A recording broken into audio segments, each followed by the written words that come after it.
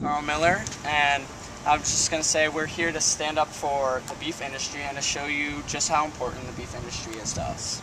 First of all, we would like to ask you some questions to test your knowledge of the beef you're eating and how we take care of it. So many people think that we give cattle so many shots at once, it is animal cruelty.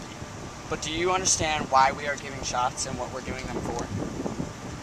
Well, I'd imagine to keep them safe and disease-free. Alright, do you agree with this? Do you think that is right for us to give shots and to take care of the animals? Yeah, we do it to humans, why wouldn't we do it to animals? Alright, that's pretty much correct. We just do it to prevent diseases. You know what a dry cow is? A dry cow is a cow that has stopped producing milk for certain reasons.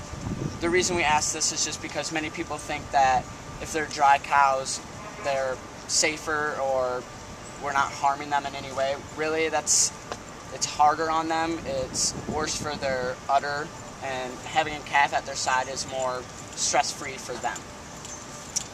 How many cuts of lean beef meet the government labeling guidelines? USDA, is that what you're asking? I have no clue. Like a number. Any guess? Percentage-wise, or? Nope, just straight number. 5. Alright, there's actually 12 cuts of lean beef, or 29 cuts of lean beef that meet the guidelines. 2 of these cuts that are included are the T-bone steak and sirloin steak. Have you ate one of those steaks here in the past or recently? Yep. Alright.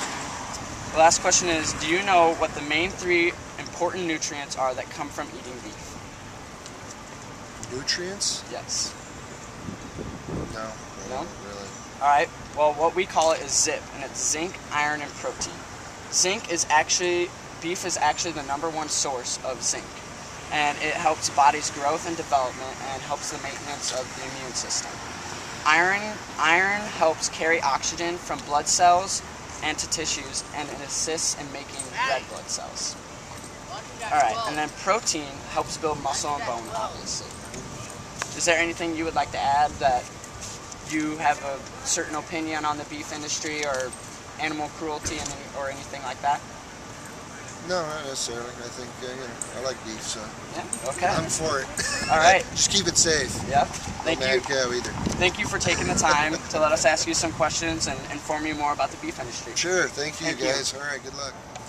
Some people think that giving cattle shots is part of animal cruelty, but do you understand why we are giving shots?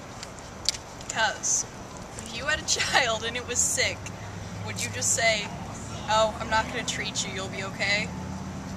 So we're treating our cattle like our kids. That is right, and also another thing is to prevent diseases like animal. Second question, do you know what a dry cow is? A cow that does not have a calf on her. She's not milking. Yeah, that is correct. Okay. My third question for you is, how many cuts of lean beef meet the government labeling guidelines? What? How many cuts of beef are there? Is what I'm asking, basically. Like, I don't know. There are 29 cuts of lean beef that meet the guidelines. 2 of these cuts include T-bone steak and sirloin steak. That's my third question. My fourth question for you would be, do you know what the main 3 important nutrients are that come from eating beef? Protein.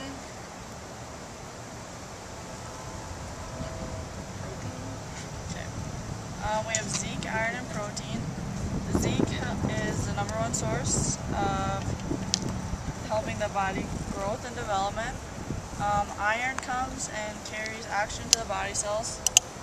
And then protein, as you know, helps build muscle. Thank you for taking time for us to ask you a few questions and to inform you more about the beef industry. Awesome.